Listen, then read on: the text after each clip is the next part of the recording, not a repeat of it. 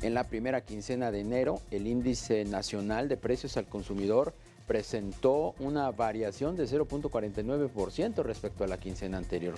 Con este resultado, la inflación general anual se ubicó en 4.9% y ligó 5 quincenas acelerándose.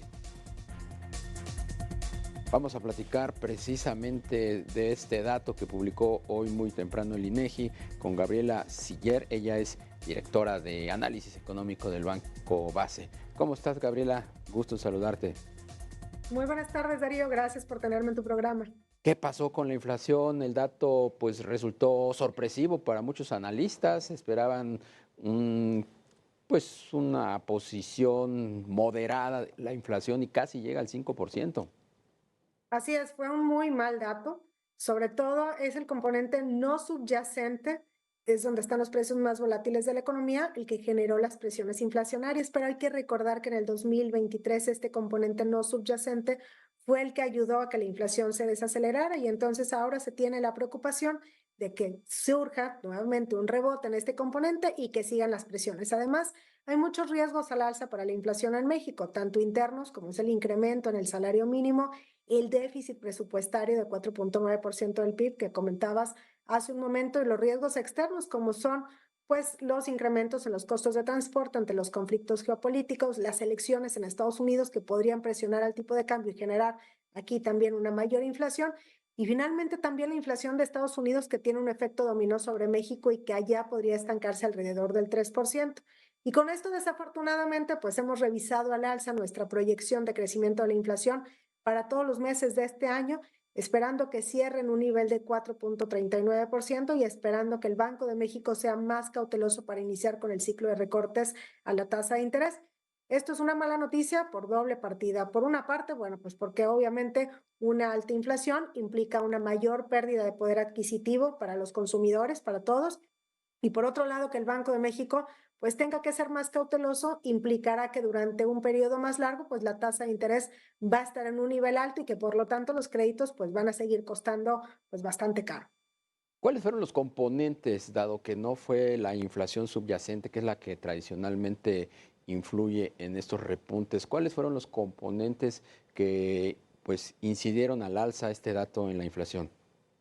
Pero fíjate que inclusive dentro del componente subyacente hay dos partes que preocupan muchísimo. El sector servicios, que lleva ya 36 quincenas consecutivas con una inflación anual por encima del 5%, y las mercancías alimenticias con 92 quincenas consecutivas por encima del 5%. Entonces, aunque no fueron los que presionaron más al alza la inflación, contribuyeron también. Y por eso es que, pues, la verdad es que vemos que la inflación sigue mostrando muchos riesgos y que ante esto, bajo un escenario pesimista, inclusive pudiera subir durante varios meses este año por encima del 5% la inflación general, pero bajo un escenario central, creemos que pudiera empezar a desacelerarse y cerrar el año en 4.39%, que todavía está por encima del objetivo del Banco de México del 3%.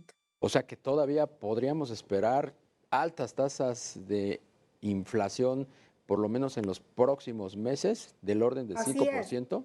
Sí, y sobre todo es el primer semestre de este año en donde se pudieron observar las mayores presiones, porque si vemos de este riesgo interno que se tiene de un déficit presupuestario muy alto, pues es en el primer semestre en donde se espera que se materialice el mayor gasto público y que esto pudiera presionar más al alza la inflación. Y bueno, pues esto combinado con que además pues hay algunos meses en donde ya no hay cambios en las tarifas del servicio eléctrico, esto es lo que pudiera llevar a la inflación nuevamente por encima de los niveles del 5% en mayo, por ejemplo, y luego ya empezar a descender, pero esto es bajo un escenario pesimista, bajo un escenario pues central o no tan pesimista, pues creemos que la inflación sí pudiera desacelerarse, pero solamente hasta alcanzar un nivel de 4.3% al cierre de este año. Ahora, ¿cómo va a influir el proceso electoral? El presidente pues va a echar mano de las herramientas que tiene para incrementar su base cautiva de votantes. Se habla de que se van a adelantar los pagos pues de todos estos programas sociales precisamente para tener bien aceitada la máquina de cara a las elecciones de junio. O sea, va a haber mucho dinero, va a haber mucha liquidez. Y sobre todo, bueno, pues esta mayor liquidez o todo este dinero que se arroja en la economía, pues obviamente hace crecer más rápidamente la economía, genera optimismo entre los consumidores, pero del otro lado también genera mayores presiones inflacionarias. Y precisamente lo mismo se espera para Estados Unidos.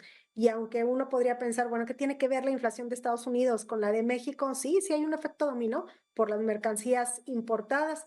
Y bueno, pues para Estados Unidos se estima que la inflación puede estancarse alrededor del 3%, también fuera del objetivo de la Reserva Federal, tener un efecto dominó sobre México y además también el proceso electoral genera incertidumbre y depreciaciones del peso mexicano que también generan presiones inflacionarias en nuestro país. Y si a esto le sumamos, pues que hubo un incremento sustancial en el salario mínimo y que además también, bueno, vienen todos estos incrementos en las transferencias y también el mayor gasto en infraestructura en las obras de esta administración en el primer semestre y sobre todo porque todo está concentrado, ¿no? En el primer semestre, pues entonces de ahí es donde preveemos que la inflación pudiera seguir viendo presiones importantes y por eso es que tuvimos que revisar nuestra proyección. Gabriela Siller, directora de Análisis Económico del Banco Base, muchísimas gracias como siempre por tu disponibilidad. Muchas gracias a ti, Darío. Hasta pronto. Hasta pronto.